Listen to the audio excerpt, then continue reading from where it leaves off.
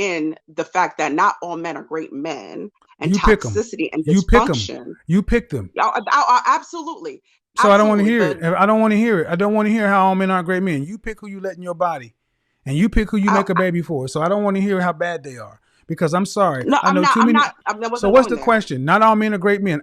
I want to talk about the men you women choose. I But don't want to talk about my anybody else question, other than men you women choose. absolutely, Then absolutely, what's the and question? not everybody ends as they began.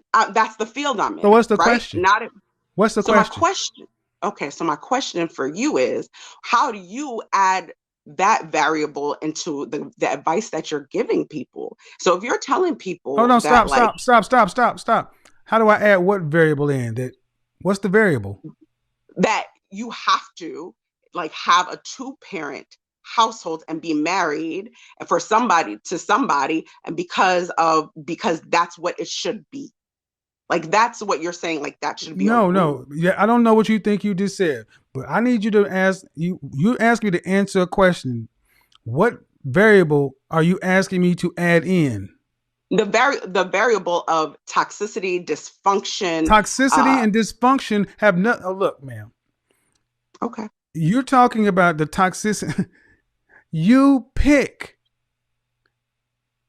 If you don't And know how that to pick, if no, ma'am, here's how you put that in. okay. If you relationships are reflective. If you pick toxic, whatever, then that's on you. It's your responsibility. You deal with the outcome. You don't blame him for being toxic.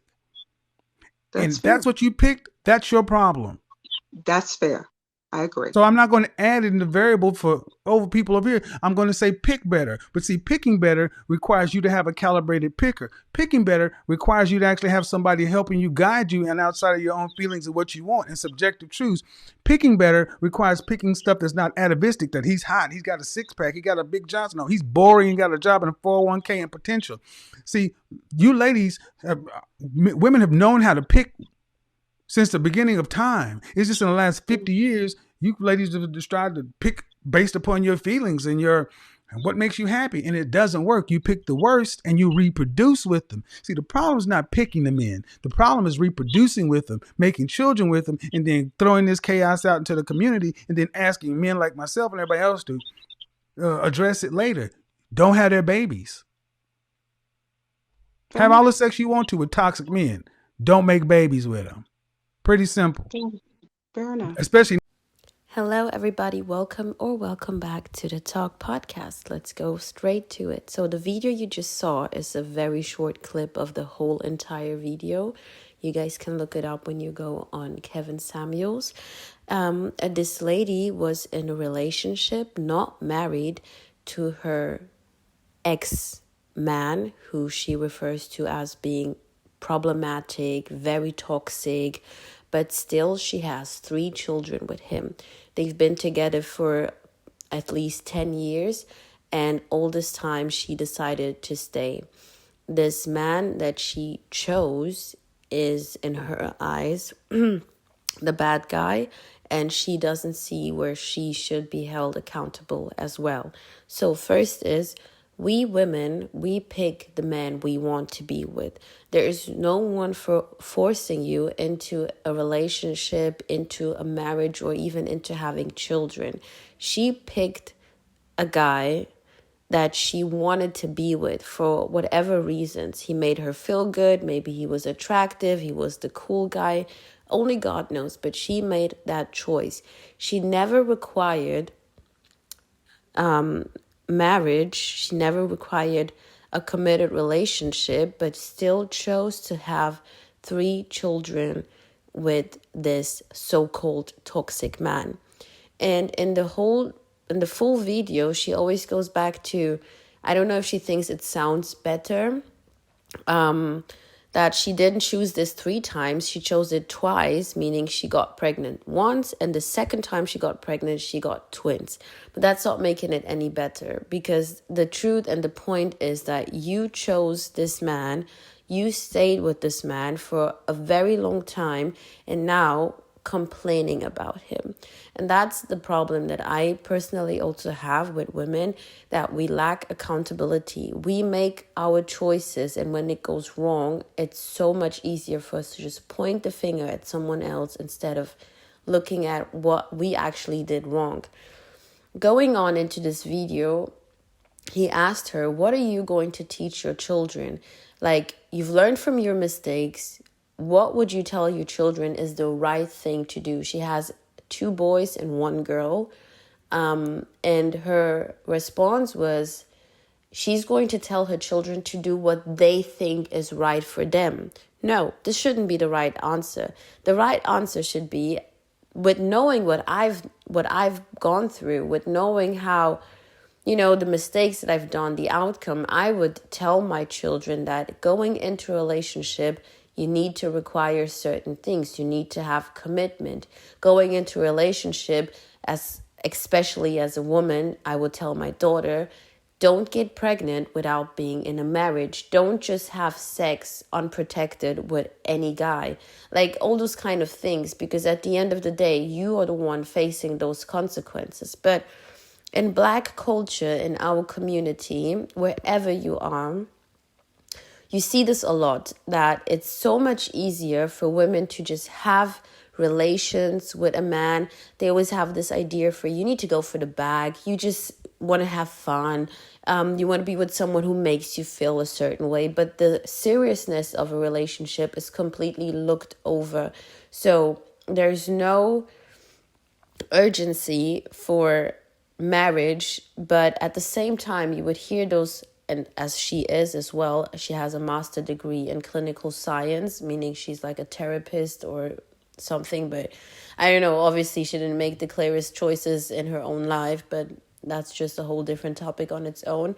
But you would hear how women will like, yeah, I was with him for 5 years, I was with him for 7 years, I was with him for 10 years, yes, I have a child with him, I have 2, I have 4 children with him, or even multiple. And when you ask them, why didn't you get married? Why didn't you guys take it to the next step?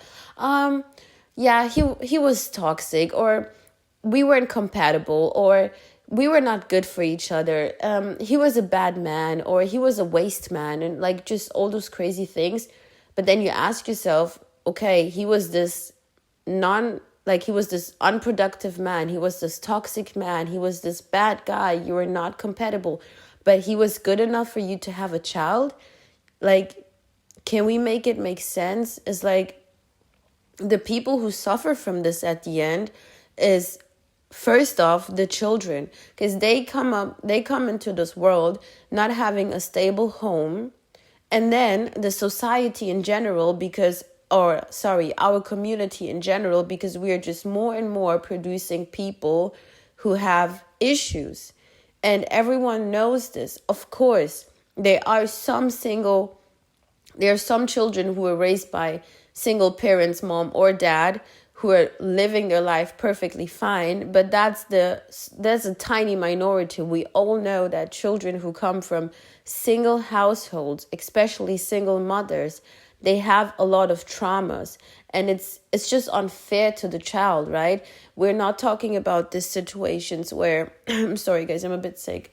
We're not talking about these situations where she became a widow. That's why the dad is not involved. Or, they always like to bring up this grape. I'm sorry, I need to get used to this. Which is also very like the extreme and very rare circumstance, or like just situations where everyone would understand, okay, wow, this is not your fault, you didn't contribute to this, right? This was more than a mistake. But no, instead, if you look at the majority of single households, of single mothers or children born into that situation, it was always a choice. It was always a mother, a woman choosing to deal with men who from day one or early on show that they had red flags, show that they were not willing to commit, show that they're not able to be in a proper relationship, or not wanting to be fathers and whatever. And if you guys remember how she started the conversation, or at least where I took the video from, is just blaming and guilt, saying, well, not all men are great men. Madam, this is common sense. Not all people are great people. We have men who are not great men. We have women as well who are not great women. There are even some children out there, some teenagers that you'll be like, oh, you could do better. Why are you doing this? There's always going to be a group of people, men and women, who are not great, who are not doing the right thing. But you cannot just say, oh, I made a choice in my life that's having a bad outcome, but let's just blame it on, you know what, they're all men out there are not great men. No, you choose the guy you want to be with. You choose the man you want to reproduce with. And that's why it is so important for women to have guidance, right? Like, and if you guys watch the full video, he continues and says, nowadays, like over the last 50 years, women are choosing men based off things that are not meaningful, right? You wonder why Black women find themselves in these toxic relationships.